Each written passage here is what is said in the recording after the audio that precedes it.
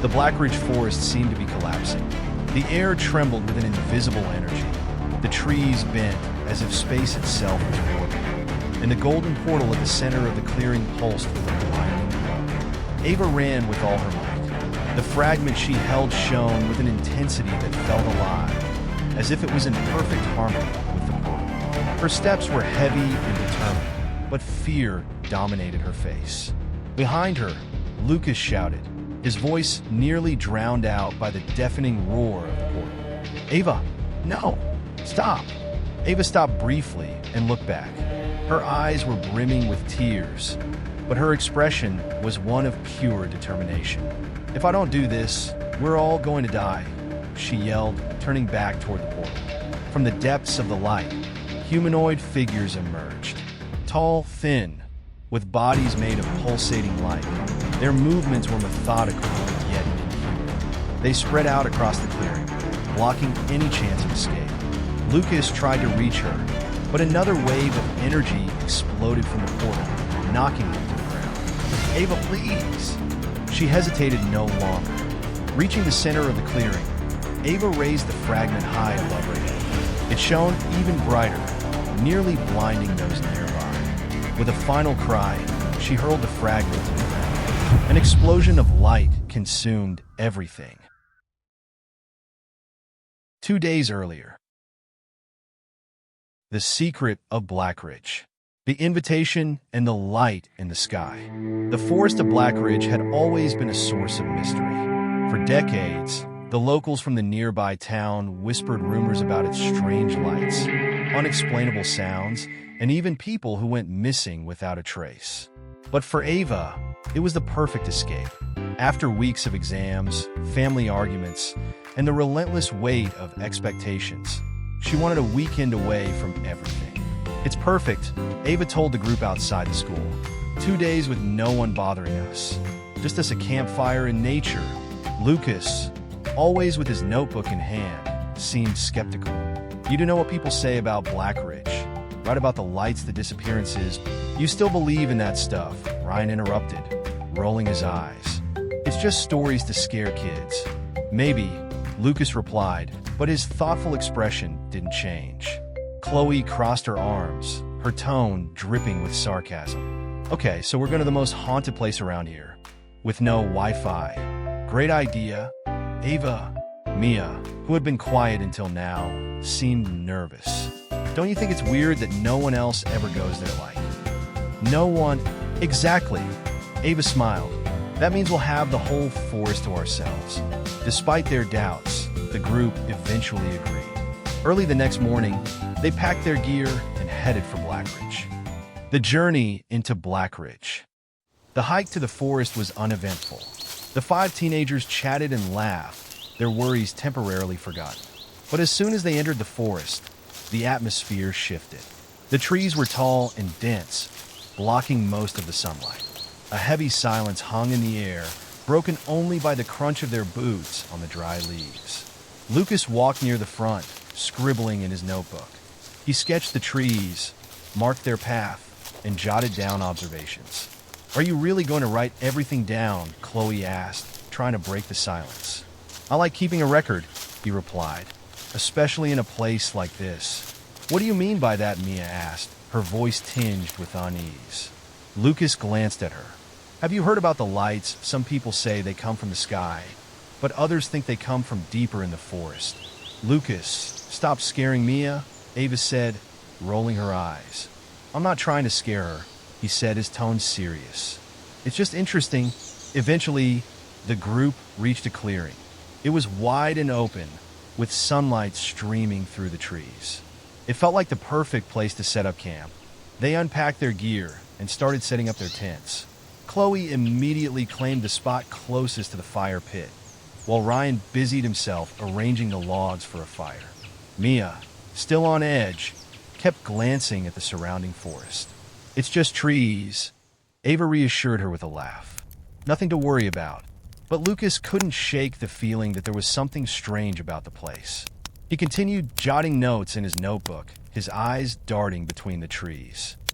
The light in the sky. As the sun set, the forest became even more still. The absence of noise, no rustling leaves, no chirping insects, made the group uneasy. They gathered around the fire, trying to lighten the mood with stories. "This place is the perfect setting for a horror movie, don't you think?" Chloe said, laughing nervously. "It doesn't have to be," Ryan replied. "It's just a forest." But before anyone could respond, the sky erupted in a brilliant flash of light. A glowing silver streak cut through the horizon, illuminating the entire forest as if it were daytime. The shadows of the trees danced wildly, and the group froze, staring upward. "Did you see that?" Mia asked, her voice barely above a whisper. "It was probably a meteor," Ryan said, trying to sound casual. "That wasn't a meteor," Lucas said immediately. "Meteors don't move like that." This was controlled. The group stood in silence, watching the sky. The light had disappeared, leaving only darkness. But something lingered.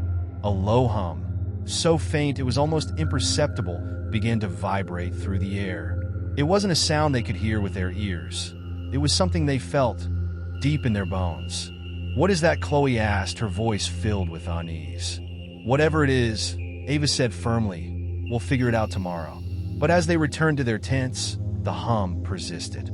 No one could fall asleep that night. Sounds in the darkness and the fragment. The secret of Blackridge. That night, the persistent hum felt like it had become part of the forest itself. It wasn't coming from any particular direction. It was everywhere, like the trees and the air itself were vibrating. But then other sounds began. At first, it was branches snapping in the distance. Then, the sound of footsteps, slow and deliberate, circling the camp. Inside the tents, the group was wide awake. Mia, curled into a ball, was trembling beside Ava. "You think it's an animal?" she whispered. Ava hesitated. She didn't want to scare Mia, but deep down, she knew the truth.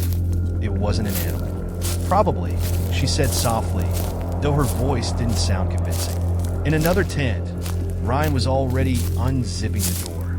"I'm gonna check," he said, grabbing his flashlight. "Don't be stupid, Ryan," Chloe hissed from her own tent. But Ryan ignored her. He stepped out into the cold, his flashlight cutting through the darkness. The beam of light darted across the trees, but nothing moved. There was only the hum and the faint rustling of leaves. Just as he was about to head back into the tent, he froze. Between the trees, a dim light began to pulse. It was small but strange, hovering in the air as if it were alive. "Hey, come look at this," Ryan called, his voice low but urgent. One by one, the others stepped out of their tents, gathering behind him. They all stared at the light, which moved slowly and rhythmically, as though beckoning them closer. "It's just a drone or something," Ryan muttered, though his voice betrayed his uncertainty. "That's not a drone," Lucas said, his eyes locked on the light. "It's different." Before anyone could respond, the light vanished. For a moment, everything was silent, but then the hum grew louder, deeper, as though the forest itself was responding to their presence. The trees seemed to shiver, and the group instinctively backed away. "We're going back to the tents," Ava said firmly. "Now!" No one argued. They scrambled back inside their tents, but no one slept that night. The hum was constant, a reminder that they were not alone. The burn clearing. By morning, Lucas was insistent on investigating what had happened. If that light fell somewhere, it had to leave something behind, he said, pacing near the campfire. Or maybe it was just light, Ryan suggested, though he didn't sound convinced. "Let's just take a quick look." Ava relented, though Chloe and Mia were visibly hesitant. Following the hum, which was still audible even in the daylight, the group hiked deeper into the forest. After nearly an hour, they stumbled upon another clearing. But this one was different. The smell of burn would hit them before they even saw it. The trees surrounding the clearing were completely blackened, their trunks charred as though a fire had raged through the area. The ground was gray and covered in ash, and at the center was a crater. "Looks like something hit here," Lucas said, stepping closer to the edge of the crater. "We shouldn't be here," Ava warned, scanning the tree line nervously. Lucas ignored her and climbed down into the crater. At its center, he found something partially buried in the ash. It was a metallic fragment, irregular in shape and covered in strange symbols that seemed to glow faintly in shades of gold. "Lucas, don't touch that," Ava shouted, but it was too late. The moment Lucas grabbed the fragment, the hum intensified, becoming so loud that it felt like the ground itself was shaking. A wave of energy radiated out from the crater, knocking everyone off their feet. "What the hell was that?" Ryan yelled, struggling to get up. Lucas stared at the fragment in his hands, completely mesmerized. "These symbols, they're changing. It's like it's trying to say something. I don't care what it's trying to do." Ava snapped, pulling him back up. "We need to leave. Now!" As they scrambled back toward the camp, the hum didn't fade. If anything, it seemed to be following them. Under surveillance, back at the camp, no one could relax. The hum, which had once been a distant, almost imperceptible sound, now felt as though it was emanating from the air around them. Chloe sat by the extinguished fire, hugging her knees. "I can feel it. It's like it's inside my head." "You're overreacting," Ryan said, though his voice wavered. "No, she's not," Lucas interjected. He held the fragment tightly in his hands, his eyes wide with fascination. "This thing is connected to the sound. I can feel it. It's like it's sending a signal." "Lucas, you don't know what you're talking about," Ava snapped, pacing in frustration. "For all we know, that thing is radioactive. You shouldn't even be touching it." Lucas turned to her, his expression resolute. "If it was just radiation, why are the symbols changing? Why did the hum get louder when I touched it? This isn't just a piece of metal. It's alive in a way. They're trying to communicate." "They?" Mia whispered, her voice trembling. Lucas looked at her and then at the fragment. "Whoever, or whatever, made this." Before anyone could respond, footsteps echoed through the forest. These weren't like the light, hesitant steps from the night before. They were heavy and deliberate, crunching through the undergrowth with purpose. Everyone froze. Ava extinguished the remnants of the fire and gestured for them to stay low. "Turn off all the lights. Don't move." From the shadows, a humanoid figure emerged. It was tall, unnaturally thin, and its entire body seemed to glow faintly with golden light. It moved with eerie precision, each step calculated and deliberate. The lack of a face made it impossible to know where it was looking, but the group felt as though it was aware of them. It stopped in the center of the camp, its head tilting slightly as though it were scanning the area. Mia clung to Ava, her breathing shallow. That's not human," she whispered. "Stay down," Ava hissed.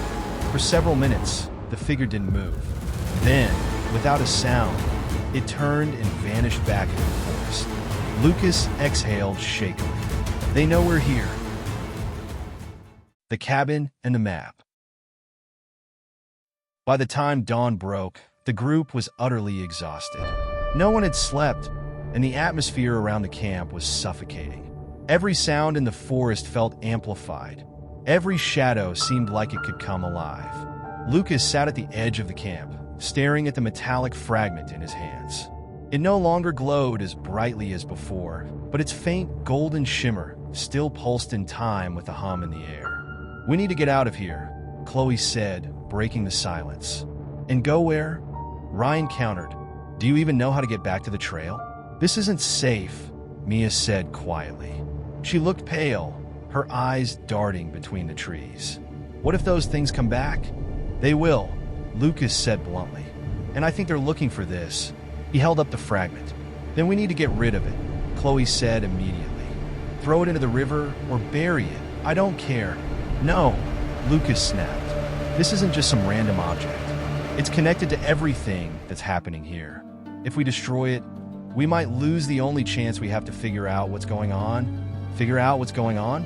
Ava interrupted, her voice sharp. "Lucas, people are going to die if we keep this thing. Maybe all of us." The argument was cut short by a rustling sound from the forest. Unlike the footsteps from the night before, this was softer, almost deliberate. "Something's coming," Ryan whispered, instinctively reaching for a large stick on the ground. But as they scanned the treeline, what emerged wasn't another humanoid figure. It was a building, or rather, the remnants of one. The cabin. The group cautiously approached what appeared to be a small, abandoned cabin nestled between the trees. Its roof was caving in, and vines crept up its wooden walls, but it was still standing. "Where the hell did this come from?" Chloe asked, keeping her voice low. "This wasn't here when we came this way. Maybe we just didn't notice it," Ryan suggested, though even he didn't sound convinced. "Or maybe it wasn't here before," Lucas murmured. Pushing open the creaking door, they stepped inside. The air was damp and smelled of rot, but the interior was surprisingly intact. A table stood in the center of the room, cluttered with old documents, faded photographs, and strange devices covered in dust. "Someone's been here," Ava said, picking up one of the photographs. It showed a group of people in the forest, standing near what looked like the burned clearing they had found earlier. Lucas grabbed one of the documents and scanned it quickly. The page was covered in handwritten notes, but the title at the top stood out: Operation Blackridge Classified. "They knew," Lucas said, his voice trembling slightly. "The government knew about this place." Chloe leaned over to look at the page. "What does it say?" "It's research. Reports of strange activity. People disappearing. Lights in the sky. They've been monitoring this forest for decades." Ryan's attention was drawn to an old recording device sitting on the table. Its surface was scratched and dented, but the playback button still worked. He pressed it, and a crackling voice filled the cabin. "If you're hearing this," the voice said, tired and raspy, "then you've found what we were looking for. The forest of Blackridge is only one piece of the puzzle. They're not coming. They're already here." The recording ended abruptly, leaving the group in stunned silence. "They?" Mia whispered. "Who's they?" Before anyone could answer, a loud bang came from outside the cabin, followed by the sound of something heavy moving through the trees. "The chase begins. Turn off the lights," Ava hissed, even though the cabin was only lit by faint daylight seeping through the cracks in the walls. They huddled together in the corner of the room, holding their breath as the sounds outside grew louder. The heavy, deliberate footsteps from the previous night had returned, but now they were accompanied by another noise, a low, mechanical whirring, like the sound of gears grinding against one another. Mia whimpered softly, and Ava put a hand over her mouth to keep her quiet. Through a crack in the wooden wall, Lucas caught a glimpse of movement. One of the humanoid figures was walking past the cabin, its glowing body casting faint shadows across the ground. But it wasn't alone. Behind it, a larger figure appeared. This one wasn't humanoid. It was some kind of floating machine, with a sleek, metallic surface and golden symbols etched into its sides. It hovered silently above the ground, scanning the area with beams of light. "They're looking for us," Lucas whispered. The group remained frozen as the machine passed just a few feet from the cabin. Its lights swept over the walls, but it didn't stop. Finally, after what felt like hours, the sounds began to fade, and the forest grew silent again. "We need to move," Ava said, her voice shaking but firm. "Now!" They stepped out of the cabin and began running, their feet crunching against the forest floor. The hum was louder than ever, as if the forest itself was alive and angry. "They're following us," Ryan said, glancing over his shoulder. Lucas's mind raced. He looked down at the fragment in his hands. "It's this. They can track us because of this. Then get rid of it," Chloe shouted. "No!" Lucas yelled back. "We needed to stop them." As they ran, the forest seemed to shift around them. The trees felt closer, the paths more narrow, as if the forest itself was trying to trap them. At last, they burst into a clearing. But instead of finding safety, they found something else entirely. The clearing with the map. The ground of the clearing was unlike anything they had seen before. It was covered in glowing symbols, similar to the ones on the fragment, but far more intricate.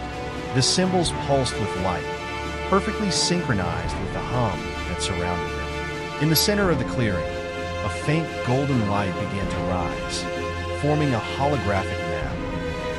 "It's a map," Lucas said, his voice filled with awe. "Of the Earth. Lines of light connected various points across the globe, each marked with a glowing red dot. "These are portals," Lucas murmured. "They're connected? Connected to what?" Ava asked. Lucas hesitated, staring at the map. I think, to each other. If all of them are activated, he trailed off, unable to finish the sentence. Before anyone could respond, the hologram flickered and vanished, and the hum grew louder, more insistent. From the edges of the clearing, figures began to emerge. "They're coming," Ava said, pulling Lucas to his feet. "We need to run." The portal and Ava's sacrifice. The clearing seemed to pulse with life, the glowing symbols on the ground shifting and rearranging themselves like a living organism. The hum in the air had become deafening, vibrating deep in their bones. And then it began. From the center of the clearing, a tear in the air began to form. It started as a faint shimmer, like heat rising off pavement, but quickly grew into a swirling, golden vortex. The air around it twisted and bent, pulling leaves and small branches toward it. "It's a portal," Lucas said, his voice barely audible over the noise. "No kidding," Chloe snapped, clutching Mia's arm. "What do we do?" More figures began to emerge from the forest, stepping into the clearing. They were humanoid, tall and thin, their glowing bodies pulsating in rhythm with the portal. But these were different from the ones they'd seen before. Their movements were faster, more deliberate, as though they were responding to some kind of command. Behind them, a shadow began to take form within the portal. It was massive, blocking out the golden light as it slowly pushed its way through. "What is that?" Mia whispered, her voice trembling. As the shadow moved closer, its shape became clear. It was a colossal, floating structure, larger than anything they'd ever seen. Its surface was sleek and metallic, covered in the same golden symbols that adorned the fragment and the ground below. The hum grew louder with its arrival, almost unbearable. "They're not just coming through," Lucas realized. "They're bringing something here, something bigger." Ava grabbed his arm. "We have to stop this." A desperate plan. The group huddled together as the figures advanced, their glowing bodies moving with eerie precision. "Lucas, what happens if we destroy the fragment?" Ava asked, her voice urgent. Lucas hesitated, glancing down at the object in his hands. I don't know. It's connected to all of this. If we destroy it, it might shut everything down, or it might make things worse." "Well, we don't have time to debate," Ryan said, picking up a heavy branch from the ground. "They're closing in?" Ava took the fragment from Lucas, gripping it tightly. "If this is the key to the portal, then it's the only way to stop them. We have to try." Before anyone could argue, the portal emitted a blinding flash of light, and a wave of energy knocked them all to the ground. When Lucas looked up, Ava was already running toward the portal. The final run. "Ava, stop!" Lucas shouted, scrambling to his feet. But Ava didn't stop. She dodged past the advancing humanoid figures, her focus entirely on the swirling vortex in the center of the clearing. The fragment in her hand began to glow brighter, pulsing in sync with the portal. It felt hot against her skin, but she didn't let go. Behind her, Lucas, Ryan, Chloe, and Mia tried to follow, but the humanoid figures blocked their path. One of them lunged at Lucas, its glowing arms sweeping toward him with inhuman speed. He ducked just in time, stumbling backward. "We can't get through," Ryan yelled, swinging his branch wildly to keep another figure at bay. Ava reached the center of the clearing, where the pull of the portal was strongest. The colossal structure on the other side was almost fully visible now, its surface shimmering as it pushed through the vortex. Ava turned back to look at the group one last time. Her face was streaked with tears, but her expression was resolute. "Stay alive," she called out. "That's all that matters." And with that, she lifted the fragment above her head and slammed it into the ground with all her strength. The collapse of the portal. The reaction was immediate. The moment the fragment hit the ground, it shattered into pieces, releasing a wave of golden energy that rippled outward. The portal began to destabilize, its swirling edges flickering violently as it struggled to remain open. The humanoid figures froze, their glowing bodies flickering like dying light bulbs. One by one, they collapsed to the ground, dissolving into nothingness. The colossal structure within the portal let out a deafening, metallic roar as it was dragged backward, its massive frame disappearing into the collapsing vortex. Ava stood at the center of it all, the energy from the portal whipping around her like a storm. She looked at Lucas one last time, a faint smile on her face, before the vortex collapsed completely, taking her with it. And then silence. The aftermath. The clearing was completely still. The glowing symbols on the ground had disappeared, leaving only scorched earth in their place. The hum was gone, and the forest felt lifeless. Lucas fell to his knees, staring at the spot where Ava had been. His hands trembled as he picked up one of the shards of the fragment, now dull and lifeless. "She's gone," Mia whispered, tears streaming down her face. "She saved us," Chloe said, her voice hollow. Ryan helped Lucas to his feet, his expression grim. "We need to get out of here. Now!" The group began to walk back through the forest, their steps slow and heavy. The forest seemed darker now, its usual sounds of birds and insects absent. As they neared the edge of the woods, Lucas felt something in his pocket. He reached in and pulled out a small, glowing shard of the fragment. It was faint, barely visible, but it pulsed weakly in his hand. "Guys," he said, stopping in his tracks. The others turned to look at him. "This isn't over," he said quietly.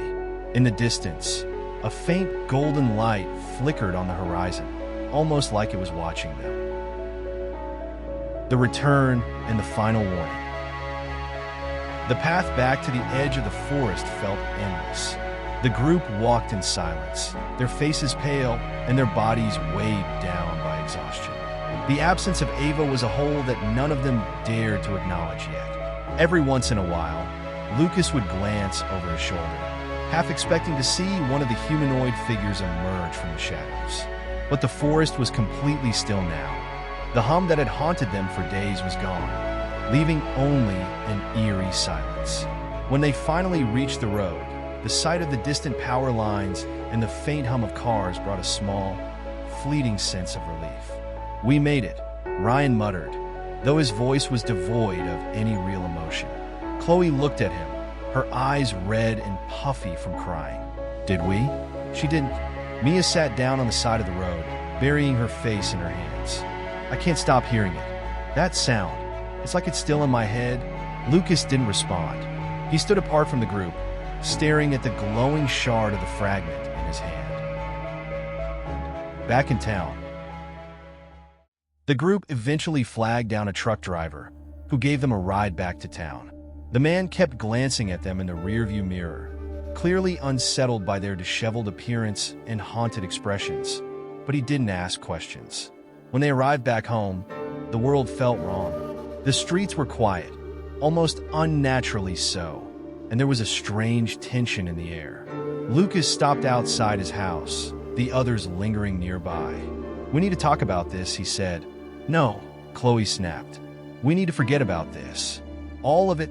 Forget," Lucas repeated, his voice rising. "Do you really think that's possible? Do you think this is over?" "It has to be," Chloe said, her tone pleading now. "Because I can't live with it if it's not." Ryan stepped between them. "We've been through hell. Maybe Chloe's right. Maybe we just need to move on." Lucas shook his head. "You don't understand. Ava gave her life to stop them. But this shard, it's still glowing. That means they're not gone. Not completely." Mia wiped her face, looking at the shard in Lucas's hand. "What do we do then? Who would even believe us?" Lucas didn't answer. The final message. That night, Lucas couldn't sleep. He sat at his desk, the shard resting in front of him, its faint glow casting eerie shadows on the walls. His mind was racing with thoughts of Ava, the portal, and the colossal structure they'd seen. He opened his notebook and began to write everything down. The events of the last 2 days, the symbols, the recordings they'd found in the cabin. Every detail he could remember. As he wrote, a faint tapping sound drew his attention to the window.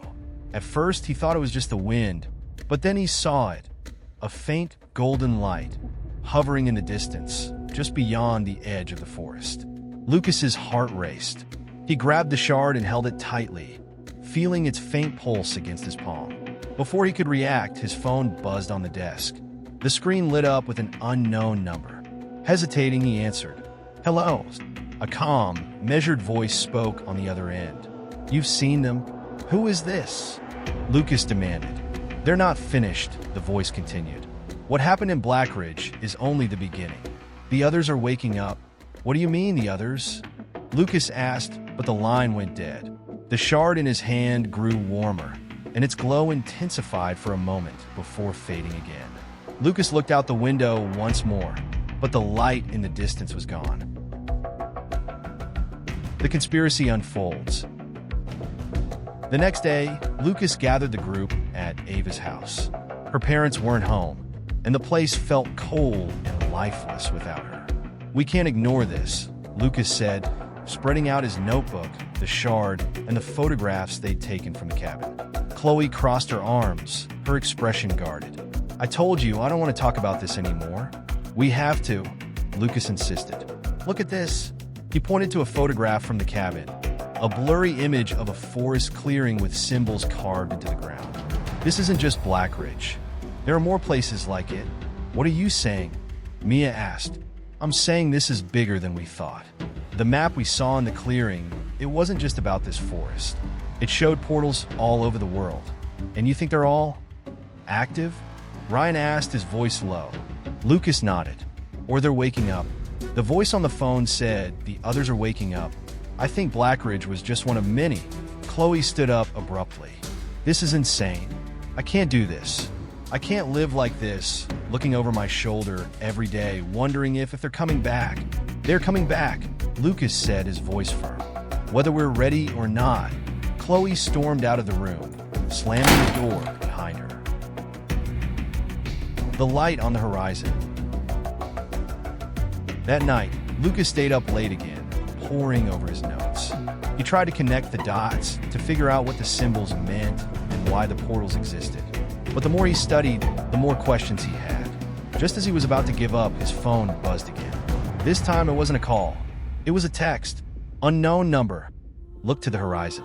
Lucas's blood ran cold. He walked to his window and pulled back the curtain. In the distance, far beyond the town, a golden light was pulsing on the horizon, just like the one in Blackridge. It wasn't over, not even close. "Nothing is finished yet,"